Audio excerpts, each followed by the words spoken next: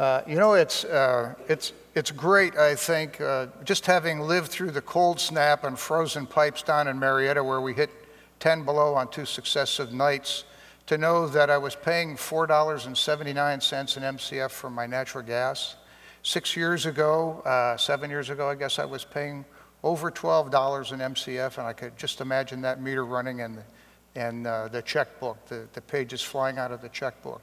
We are so blessed in this state right now to have the Utica shale development going on in the Marcellus as well in some parts of the state that I think we can all count our blessings, and we can look forward to some great years. Some of you may have seen the news just yesterday that Aubrey McClendon, the former CEO of Chesapeake Energy, bought the assets from Hess, the dry gas assets from Hess, for $924 million. That translates out for 74,000 acres to about $12,000 an acre. So if anybody's worried about the future of what's going to happen in Ohio, I think you see deals like that written up in the Wall Street Journal, and you should all take some great comfort in knowing that we've got a long future ahead of us. I want to talk about the technology that we're going to be using to develop the Utica shale going forward, and cite a few statistics along the way. We saw some earlier there. I just checked online a little while ago.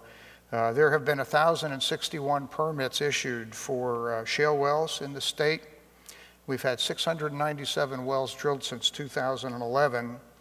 And the acreage that those 697 wells took up, to put it in perspective, if we were using the same technology we were using to drill just 5 years ago, which would have been vertical wells, it would have taken over 3,500 wells, vertical wells on 40-acre spacing to drill up all of that acreage. So the advent of horizontal drilling and hydraulic fracturing here in Ohio has had a real impact. I can remember back in the early 1980s down in Marietta where we were actually drilling about the same number of wells we're drilling today. Another interesting statistics, the rig count in Ohio last year was running around 29 rigs, and we're up to 40 rigs running now in the state, so that number should continue to increase as well. What I want to talk about first is a little bit about where we're going to have to go in the future by 2020, the things that we think we will know better and have a sense of. And the first is our understanding of the rock itself.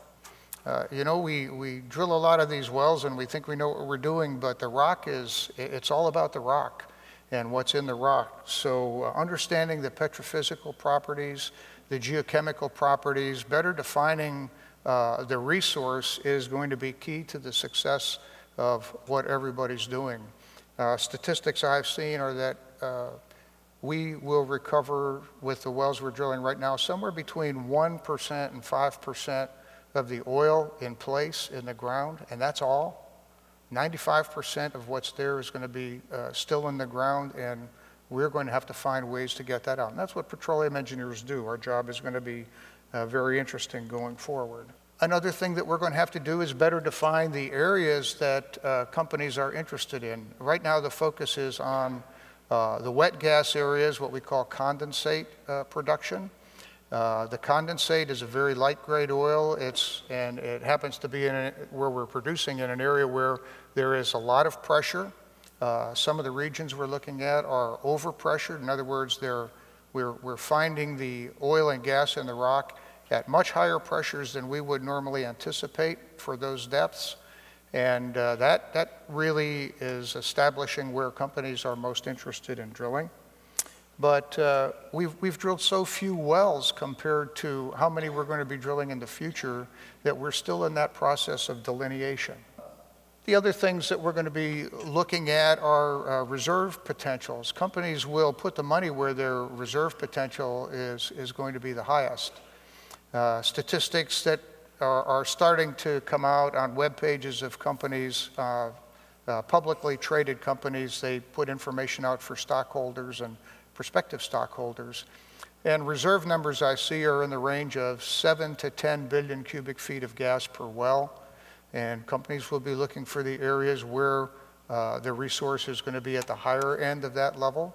On an oil equivalent, we're talking about somewhere between 500,000 barrels and 1,000,000 barrels of oil equivalent, depending on how you want to make those conversions, but they both equate out to about the same.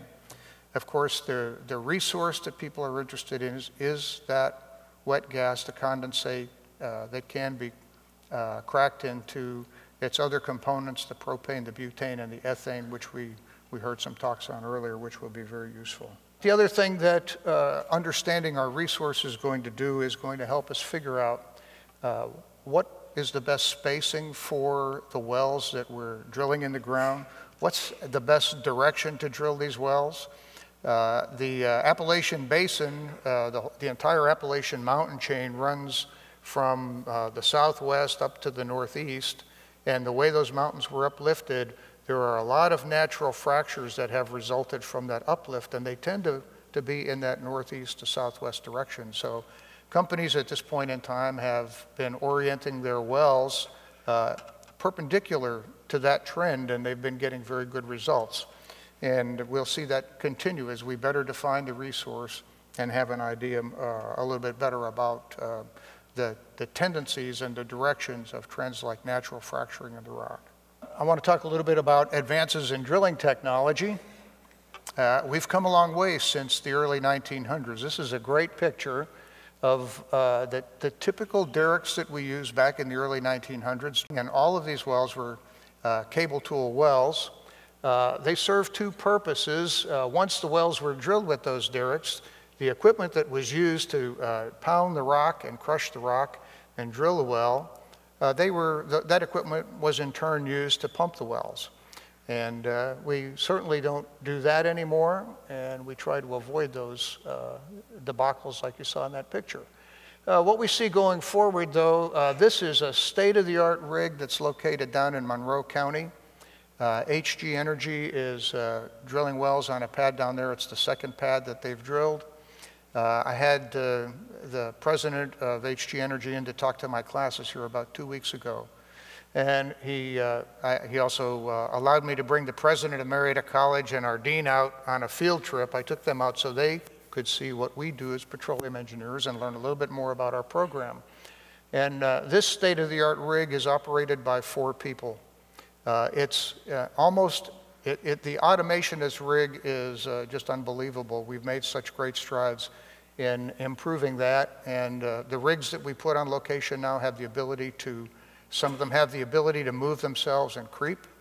A lot of the expense associated with drilling a well comes from just setting the rig up on location.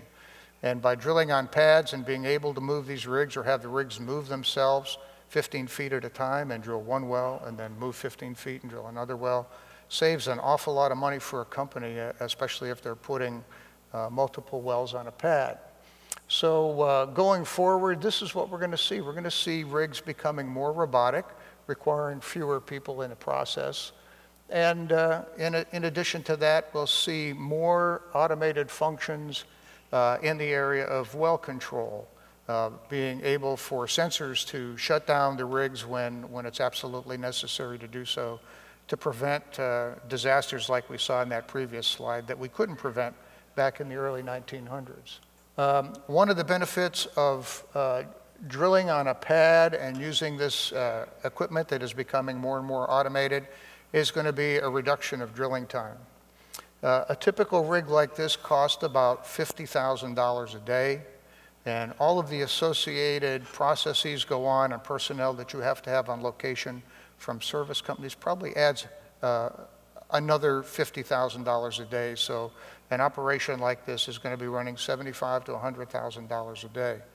And put that in perspective, my son works on a rig in the Gulf of Mexico for Chevron. He's a drilling engineer, and offshore, he works on a jackup rig. Offshore, his rig costs about $100,000 a day, and then when you get into the deep water operations, the cost of a deep water drill ship in 7,000 feet of water is $500,000 a day just to rent the rig versus $50,000 a day for one of these rigs. And then an additional $500,000 a day for all of the, or $500 million a day for the other services provided on the deep water drilling. But the advantage of what we're going to see with the more automated rigs is going to be a decline in drilling costs. A decline in drilling costs is going to allow companies to drill more wells, get more bang for their dollar. More wells per pad will be one of the end results as we develop our acreage and put units together. A good example of this down in Monroe County right now, Triad Hunter is putting in a pad that will have 18 wells on it. 8 wells will be drilled in the Marcellus Shale, and I believe 10 wells in the Utica Shale, all from one approximately 6-acre location. The efficiency involved in that process is just phenomenal. They'll drill all the wells, they'll frack all the wells one after the other. The cost saving by not having to move equipment back and forth, move the rigs in and out and set them up and set them down is a great saving to the company. The other thing I think we'll see going forward in the future is that the well spacing is likely to decrease. The space in between wells now ranges around 1,000 feet, and we may be leaving a lot of resource in the rock in between those wells. And I think as we do more studies on the reservoirs and understand better how these wells are producing and how many stages of fracturing we need to perform, we're likely to see requests for shorter spacing between wells and longer laterals at the same time. What will we see going forward in the future? Well, as I mentioned, we're drilling, I think, probably about 300 to 400 wells a year right now. That number is probably going to move up to about 1,000 wells a year, very similar to Pennsylvania. They've drilled about 15,000 wells over the last 7, 8 years now, and they were drilling at that pace as well. Okay, I want to talk a little bit about advances in hydraulic fracturing and what we might see going forward there. First off, I think the main advances they're already coming, and by 2020 we certainly will see that almost everything that goes into the ground is going to be what we would consider to be a green fracturing fluid. It will be materials that accomplish what we need to accomplish in the fracturing process.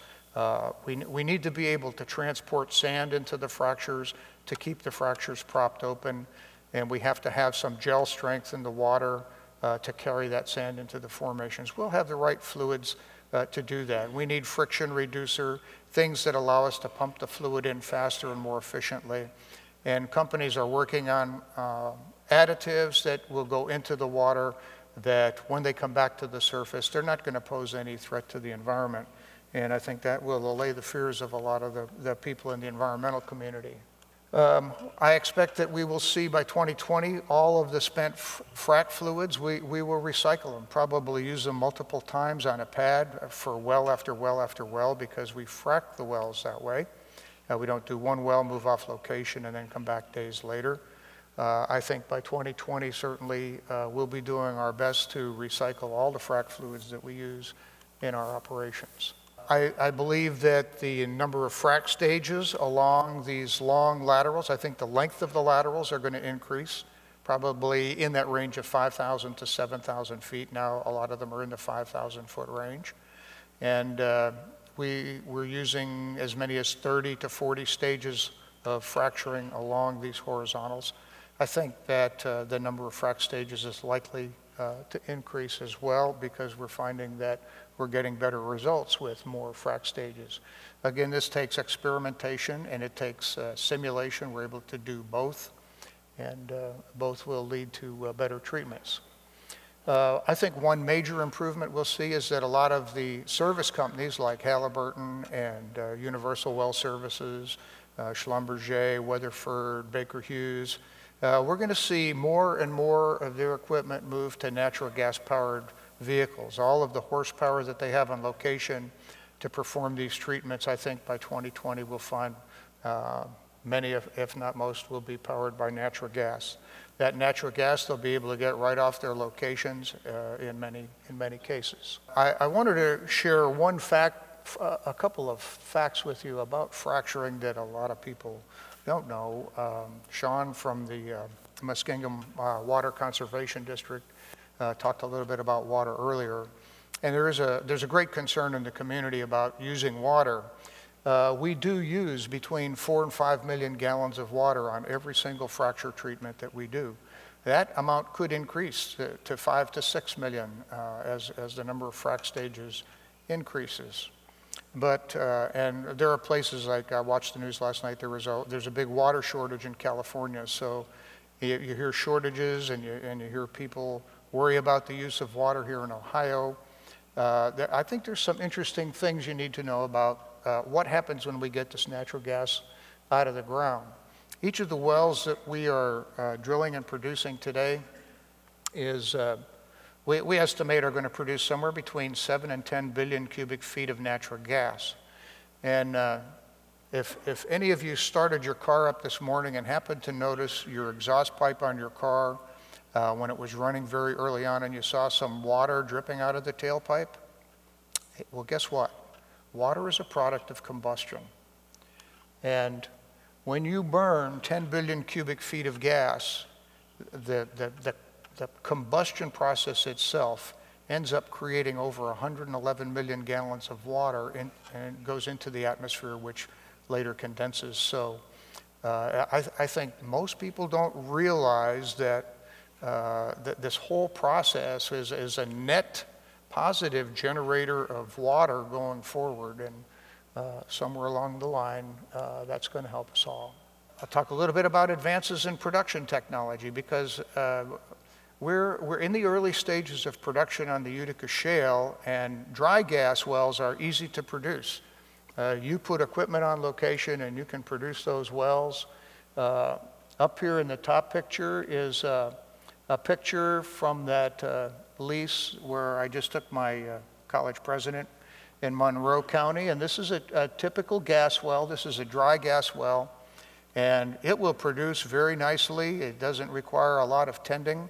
There is water that comes out of the ground with that gas, and a little bit of condensate in the gas that causes some problems in production. So all the equipment you see in the background is designed to treat that gas and make it easy to put in a pipeline and transport.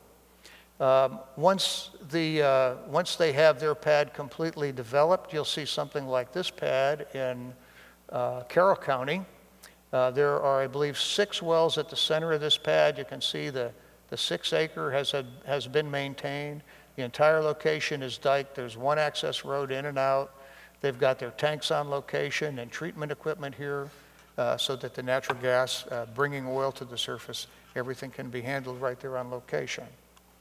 But as we move into this wet gas area and into the oil windows, people are going to realize, and I say people, I'm talking about the engineers that are out there, production engineers in particular, that getting liquid out of a horizontal well is more of a challenge than what we have been accustomed to dealing with so far. You have got to bring, with a vertical well, you can put a pump on that well and the pump moves vertically up and down, and it's a very smooth process. But when you're dealing with the horizontal well, you can't run that pump down through that bend, because the rods that are used to run a conventional pump, they just don't like to bend very well. And you'll end up with a lot of breakages much sooner than you would if you were dealing with the vertical wells. So we're going to need some new dynamic ways to produce these wells that we've probably not been using up here in the Northeast. We'll use plunger lift processes. We'll probably use gas lift. But it's going to require a lot of design. It's going to require some more intervention than we've ever had before on the production side. As more wells are developed in the oil window, I think we'll see some innovation happening there too. Right now, the area in the Utica shale to the western part of the play looks like it does not have a lot of pressure in what we call the oil window. So companies are not very focused on drilling wells into that region, because oil without natural gas dissolved in it just does not produce very well. Sort of like a bottle of Coca-Cola. When you shake that bottle up and pop the top and the Coke spews out, it spews out because it's got carbonation dissolved in it. And oil reservoirs are the same way. What drives the oil to the surface in reservoirs like this is the gas that's dissolved in it. And if the oil does not have enough dissolved gas, then one of two things happens. Either people don't drill the wells, or they drill the wells and they find a way to get the gas into the oil. One way of doing that is by injecting gas down the same wellbore, down the annulus of the wellbore, through what we call gas lift valves, and we inject the gas into the oil and bring it to the surface. But it's conceivable, and my view of 2020 is that we'll be looking at ways to use one well in between two other horizontal wells and inject natural gas or CO2 along the horizontal and flow through the reservoir to help aid the production process. As I said earlier, well spacing will probably decrease, especially in the areas in the oil windows. We're going to need a tighter spacing so that we can accomplish the process of dry gas or CO2 injection to enhance recovery. And we've heard some talks earlier about pipeline and treatment capacity. I believe that we're going to see continue to see investment in that area for the next 20 years. So, all that being said, I think the bottom line is that Ohio is going to become a real energy exporter, and that our state's in for a period of long sustained growth thanks to our industry. So with that, I thank you all for letting me be here today.